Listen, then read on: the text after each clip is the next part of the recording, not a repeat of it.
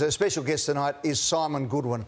31 people have, in the history of our game, coached or played in 475 games or more. 31. That's a pretty big achievement. That's the standing that this bloke has in our game.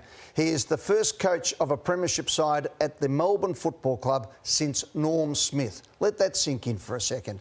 That's how important this bloke has been to re-establishing the Melbourne Football Club from being a perennial basket case for the last 60 years to being a premiership team and one with a big future. Simon, welcome to our show. It's great to have you here, mate. Eddie, thank you for having me and thanks for those kind words. It's obviously a privilege to coach the Melbourne Footy Club and great to be on the show. Premiership coach you there in 2021, 3 times top 4 finish, 200 games coached last week, so coming up to 201.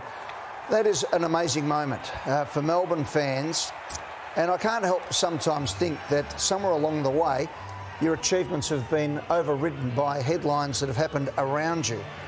First of all, tell me what it meant to you, that moment there. What was going through your mind? Oh, look, an incredible joy. I think, when I first came to the Melbourne Footy Club, as you said, we'd had some really tumultuous times in terms of our performance as a footy club, and it was pretty much a total rebuild, and there was so many people that were part of building the great footy club, and the journey took, 7 or 8 years to get to the pinnacle in 2021, where we turned over the list. We got some great people into our footy club, and it all came down in Perth, and to win that flag for the first time in 57 years was something incredibly special. I don't think people understand how much of an impact COVID had on football clubs everywhere. What was it like to come out of the COVID situation with the premiership and a supporter base who couldn't be there, who then would want to celebrate for the next 5 years, basically? How hard was that as part of the issues that were going on around your club? Yeah, look, it was difficult in terms of the joy that we had of the success of the premiership. It wasn't there for our supporters at the time. They were so proud of the footy club, but they all wanted to be there. And I think for a big part of it, they just wished it was at the MCG. What we did get a great chance to do was to celebrate with them at the MCG and recreate that experience. But like any footy club and like any supporter, you want more. You get a taste of it, you want more, and that's what we're trying to deliver on. The boys are going to ask you questions about the club today and the premiership windows and all that sort of stuff. I want to ask you one question. I've looked from afar at you and felt for you, genuinely, as a great football person, because you came out of all that and then your club just exploded around you. You had past presidents and current presidents at that time suing each other. There was enmity that I've never seen at a board level at that time. Players, some of them were getting into trouble, but that happens everywhere around the place. But that was going on at a time where everyone was looking for you to win back-to-back and 3-peats and all this sort of stuff. But for you seem to have been left in the middle of it, and at the same time you were getting attacked from the AFL, you were getting attacked from media. You had to defend yourself by threatening to sue journalists, which I know you don't want to necessarily do, but became an important part of what was going on. How did you get through all that period with any sanity whatsoever and with a love for the game still? Yeah, look, it was difficult. I certainly won't shy away from that. Those times were hard, and I think as a senior coach, when you embark on a job like we have and a period that we have, that you're going to have times where things are not only in your control but sometimes out of control. And I think what we were able to do is just continue to try and establish some of the key pieces that we needed to keep moving forward. And I think that's what excites me about right now. Although this was tough, and tough personally, and tough for our footy club as a whole, because we were set up to have some genuine success. What we've been able to create in the last 12 months was some real stability around our board. Brad Green's come on and done a wonderful job. Steve Smith's come on the board. We've created a really stable board. And Paul Guerra, the new CEO, has come on board with a new vision and a new insight into where we're going to take the footy club moving forward. Just on that though, you must have felt like you were drowning at one stage, but even now you look at it and you go, well, you've got an interim president, you've got an interim CEO, you seem to have interim everything, and ultimately everyone looks to the one person, and that's you. Yeah, You're look, the coach. Yeah, You've got everything. And I understand. You can have interims all around the place, but everyone looks for who is the person in charge. Yeah, and I think that's one of the responsibilities that you take on as a senior coach, and that's one thing I actually love about the job as well, as the challenge. And although it was difficult on myself personally at the time, what I have felt in the last 12 months especially is incredible support. And you talk about interims. I don't talk about interims. Brad Green is the president of the Melbourne Football Club. At the moment, David Chibenhall is the CEO. Paul Guerra is coming in September, and we're incredibly excited by the chats we've had about how we're transitioning that.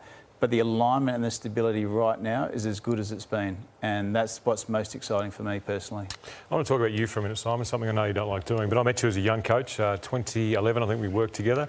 You're the most hard-working coach, tactically very good.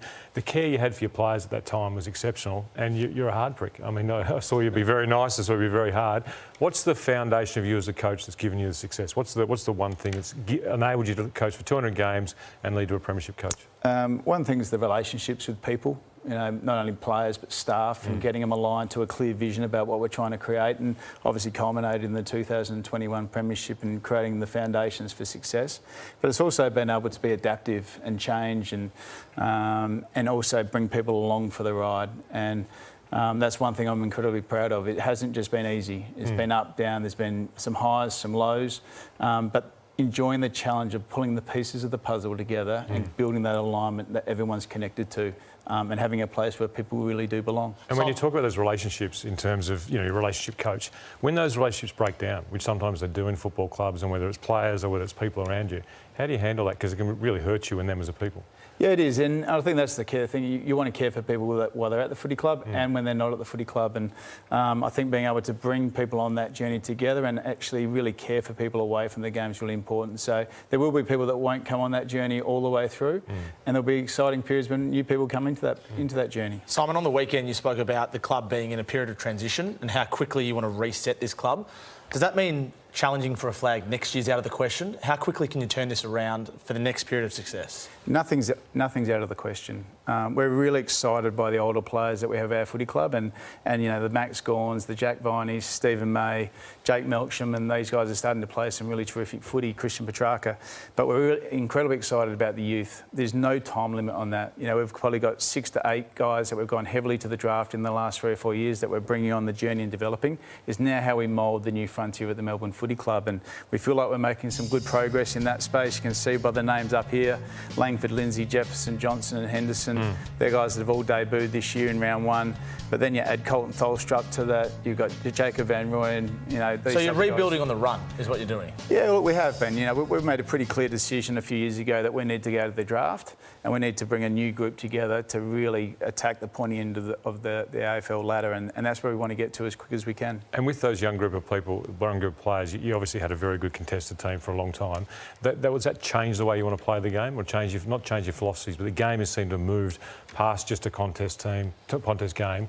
Those players will give you the ability to do that. And have you had to change, you know, the way you've played this year? Yeah, we've had to adapt the way we play to how the game's being played. It's more of a transition game. You need to still win contests, but you need to be good with the ball. And a lot of the players that we've drafted in the recent times are really good with the ball, and they're able to make us play a different way. So we're excited by that. And realistically, is that 12 months away? Is it 18 months? Is it 6 months before you'll see those really mesh together with the older players? I think we're starting to see it already.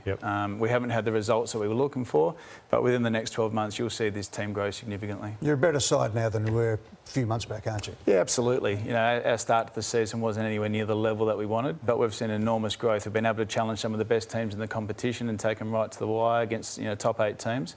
That shows you that you're on the right path. Now it's about building the consistency out and getting our younger players to play to an elite level. Stick with us. You're going to stay for the whole show, so we're going to have your coach's corner. We want to actually, you know, get a bit of an insight into you as well, Simon, while you're with us. Just before we move on, though, and we're going to get to Essendon next, but can you just look at the camera or look at me and talk and just tell the Melbourne fans right now where your club is? Right now, our footy club is in a transition phase of building the next premiership team. We are here to win premierships, and right now we've been laying the foundations over a period of time.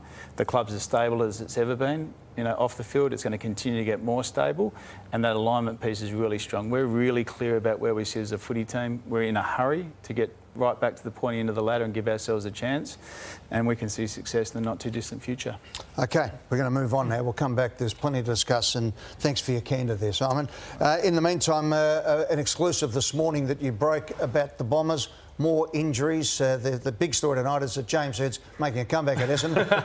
It's an R forward, not as the president or the coach. They're in trouble if I'm playing. What is going on? And it's a disaster from bad to worse at Essendon. So Nate Caddy will miss this week with groin soreness. We know that Will Setterfield's got a foot injury. He's out for the rest of the year. We know that Nick Martin on the weekend did his ACL. Ben Hobbs has some groin issues as well. This is a complete disaster for the Bombers because what it means is twofold. One, that they need to clearly look at their high-performance team, which they're doing. But two, they're now handing out games to lots of young players. They've got a 13th debutant this weekend, which equals the AFL, VFL record of Fitzroy in 1991. How many of those go into next year? I think there's a number of them, probably 5 or 6 going into next year, but it feels like the pre-season they had. I think they had a lot of players who didn't manage to complete the whole of pre-season, or 60% of pre-season. Simon, that hurts you, doesn't it? If you have 80% of your team completing 80% of the pre-season, you have a pretty good sign, but 60% of your players only completing 60% of your pre-season can really hurt you. Yeah, the pre-season will set up a year, and I went through it in 2019. We had an incredible amount of off-field surgeries at the end of that year. We didn't get the workload into our whole playing groups, and what culminated from that was multiple injuries moment after moment, and you get a situation like that, and you really feel for Brad Scott, everyone involved at the Essendon Footy Club, because ultimately high performance is about performing. And if you haven't got your players available, you can't perform anywhere near the level that you need to. And so I'd imagine the ACLs you can't do anything about, probably the Achilles you can't do anything about it, but if they go back and look at their pre-season, I think it feels like that the number of players wouldn't have completed what they would have liked to have. So Essendon's pre-season has set up a year of disaster, and I'm going to say this right now, the AFL's pre-season, in not getting on top of opening round with this game between Essendon and the Gold Coast, is going to be a disaster when we get to the bye round before the finals. You've got Essendon who'll probably play the cheer squad because they'll have nobody. And Hurdy. But what happens if Gold Coast need to win by 5 goals to jump up into the top 4 and get a second pick? Isn't it? Well, instead of getting them at full strength in round 1, they're going to get them that week, and then there's going to be an imposition then about Gold Coast going into the finals without having the break. And what happens if they rest players? We go back to the tank. It should have just been moved straight to Marvel Stadium in round 1. That's right. Make a decisive call. And when Brad Scott said, no, we're not going to do this in round 16, you say, Brad, you coach the side, we're running the competition. So a couple of missed opportunities is going to then manifest itself at the end of the year, not unlike a pre-season for a team. Let's get into Adam Cerra at the tribunal. Now, I've gone away and had a great holiday. I've come back to a madhouse. Well, Ed, let me just set it up for you. Adam Cerra was sent straight to the tribunal for this umpire contact. He was sort of pushed a little bit back in behind the umpire on Thursday night by Lachie Neale. The AFL was searching for a $6,250 fine. So why $6,250? That's just what they were asking for. But is that a nominal figure plucked out of the sky? They can ask for $10,000 if they want. They decided $6,250. Okay, so they looked at that and said he's hardly touched him. But the bottom line is he did look for him, and it's a 4th offence. Yeah, Carlton was asking for $5,000, so they were arguing and squabbling this evening over $1,250, and Eddie, they settled on $5,500. Now, the tribunal sat, did that have, like, police and QC? Yeah, all the normal people. Did we have QCs on both sides? The cleaners would have cost more than $1,200, Eddie.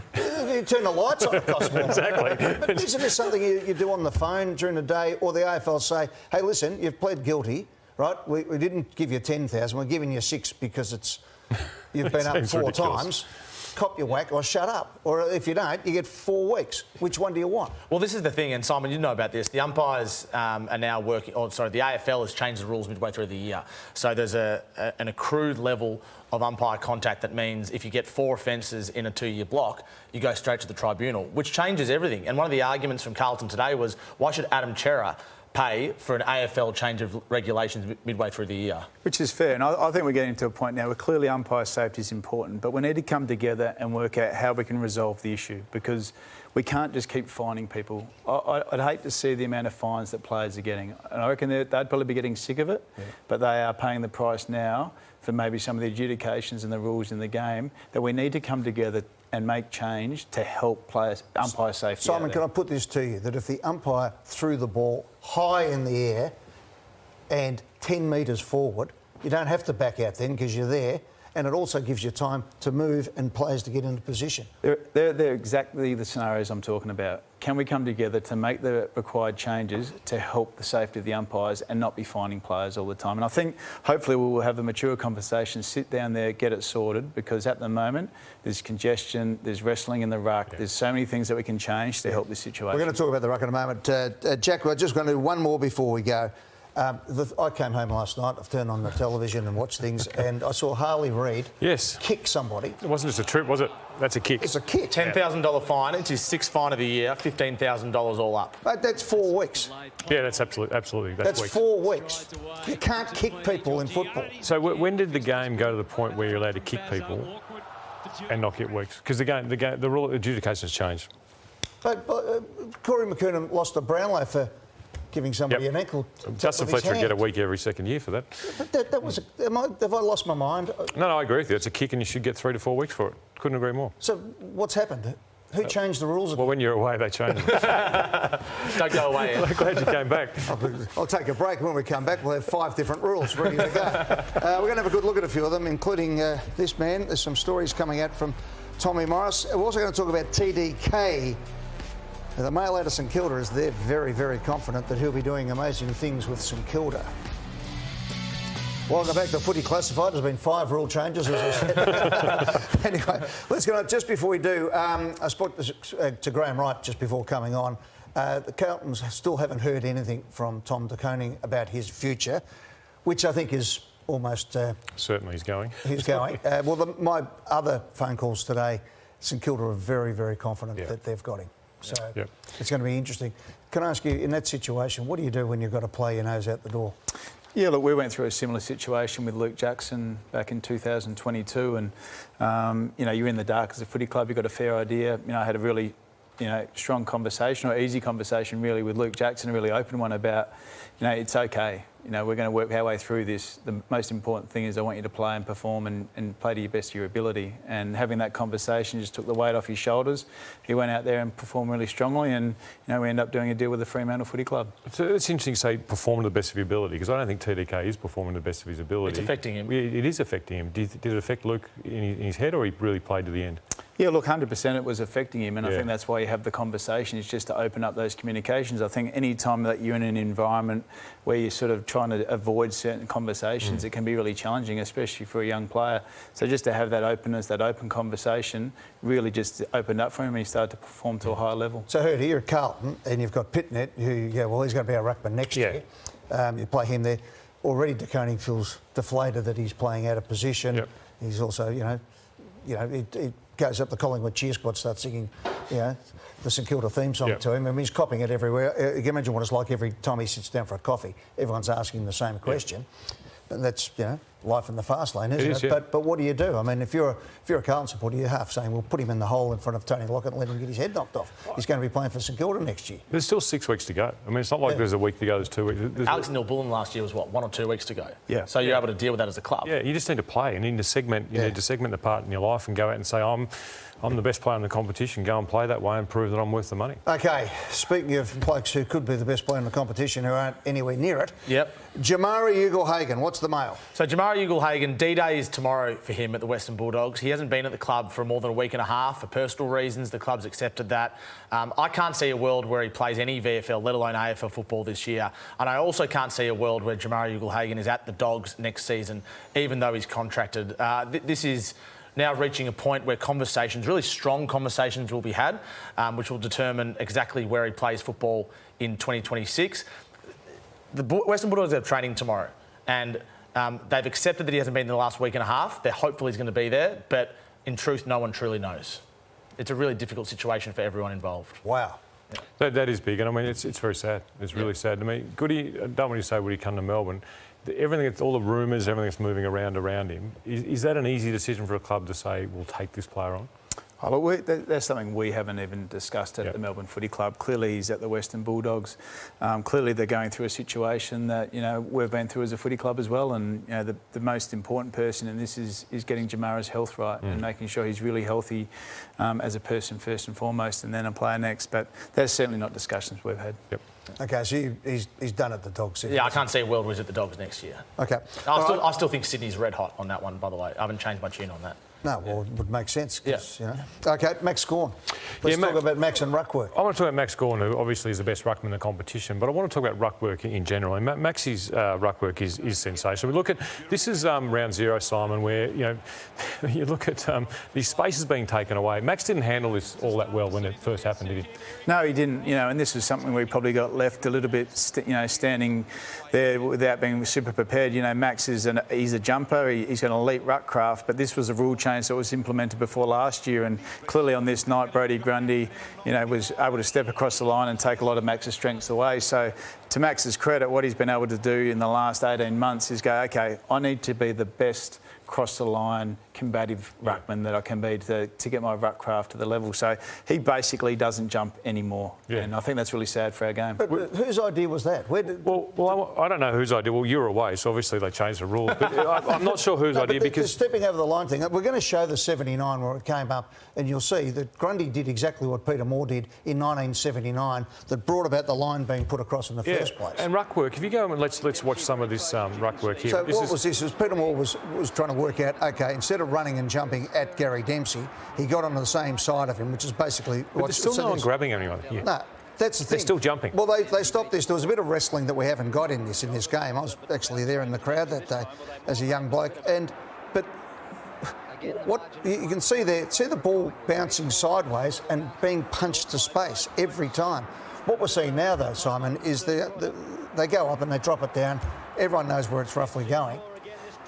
There's no doubt in the modern game now, you're seeing the ball drop really close to where the ruck contest is taking part, and that's becoming harder. As you said, this umpire contact stuff's right in vogue, but we need to get an area where the guys are jumping again and clearing the area a bit more. And this is what we want to show you. Look at the vision we showed before. The ball's really dropping within 1 metre. Have a look at Simon Matter's technique here. Beautiful. The ball is going at least 1 metre, 2 metres outside the contest. Yes, we don't want the PCLs like we had back in the day. Wasn't that the issue? That was the issue, but that's why we put the circle in, not the line. Right. The ball is clearing the area here. There's no... Watch how far the ball clears the area, which is meaning that there's not the congestion, but the art of ruckwork, which is the saddest thing for me. You got Damien Burke here. What a classic ruckman he was and his technique. The art of ruckwork was a great skill back in the day, and it's gone. And I think it's really sad that it's gone. And we should bring back in. Yes, we want that outer circle, which keeps the PCL safe. But there's nothing wrong with running and jumping in that smaller space. But again, the ball was going up, which meant the umpire was out of it before the congestion came in.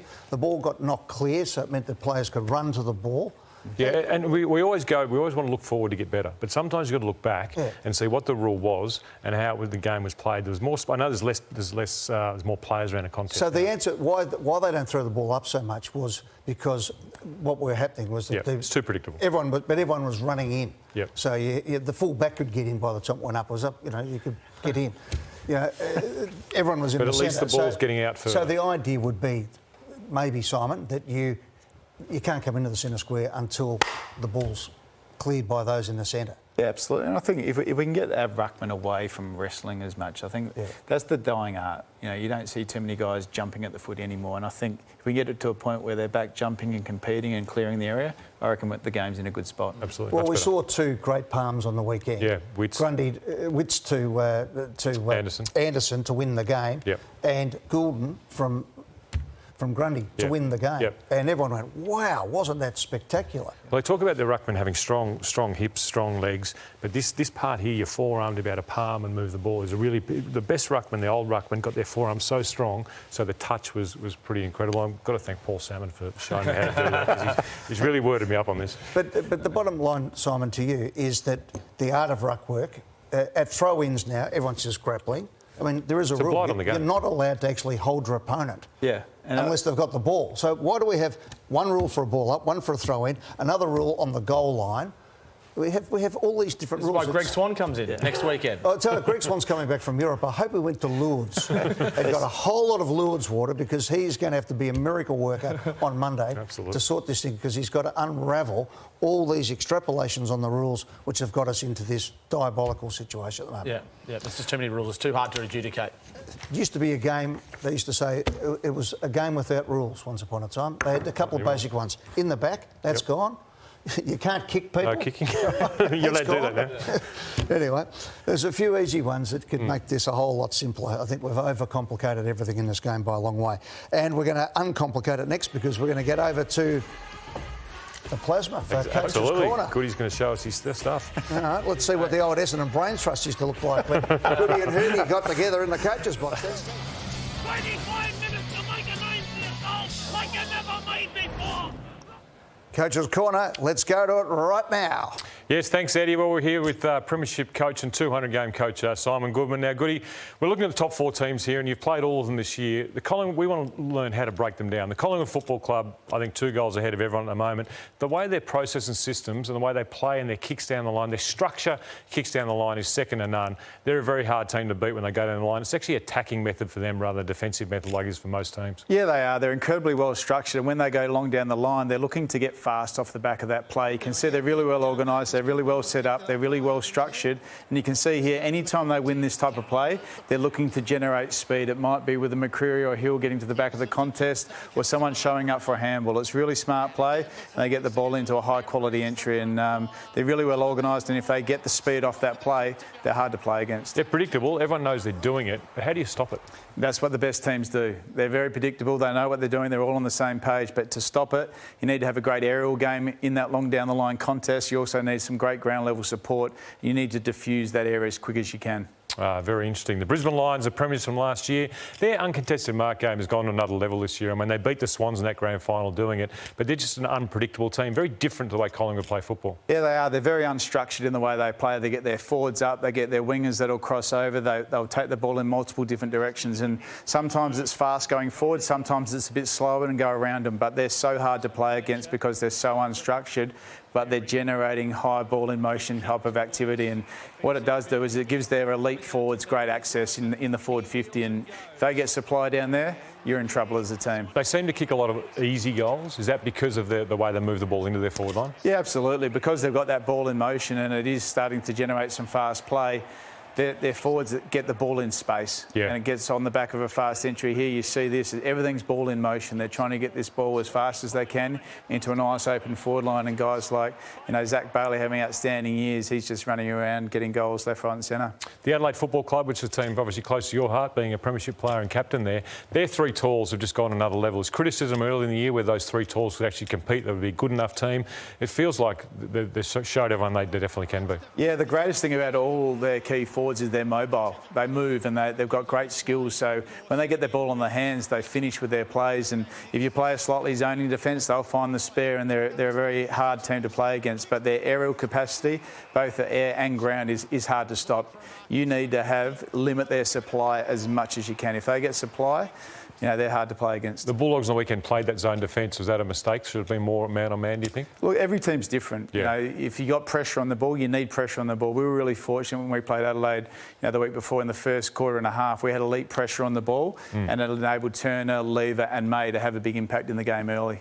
The Cats of the team just keep showing up. I mean, everyone knows sort of how they play. They get that spare. How do you stop them getting the spare? I mean, for 15 years they've been doing it, getting away with it, and then attacking off the back of it. They're going to get it. That's how they build their game. They build it with stability behind the ball. If you play 1 up at stoppage, they'll drop off. If you play 6, they'll play 7. If you play 7, they'll play 8. They bring their forwards up. They've got elite transition mids in Holmes and Smith, and they want to transition you back to goal. But they set up behind the ball incredibly well. You've got to break that stability to try and then generate your own score yourself. And the way they attack off the back, I mean, bringing in Smith has really helped their transition game as well, hasn't it? Yeah, absolutely. They've always been an elite transition team, and they've just added to it. You can see the way they want to play, the way they structure up. And obviously, with the likes of Blixarves, Holmes, Smith, these guys, they just race you back to goal. Myers, Close, these guys. Fascinating stuff from a premiership coach looking at where the best teams in competition. There's 4 teams we think can make the grand final. Who are the 2 for you that you think can make it? Ooh, I'm going to go with Collingwood and Adelaide, and Gold Coast a sneaky chance. Oh, Gold Coast. And who wins it, the Goody, out of those? I'm going to go with the Crows. Ooh. Head or heart? You might have invited back here. Jeez, I pumped him up before. After him. Jeez. 31 people, only 31 people at 475 games. He's an Adelaide legend. How did he oh, fair enough. Goody, that was great. Thanks very much for taking us through all that sort of stuff. Just quickly, what's been the improvement on Adelaide? Oh, their defence. Clearly they've been a team that's been able to transition the ball and have high scores, but they're such a hard team to play against defensively, and around the ball they're a very formidable force now. Good stuff. Thanks, mate.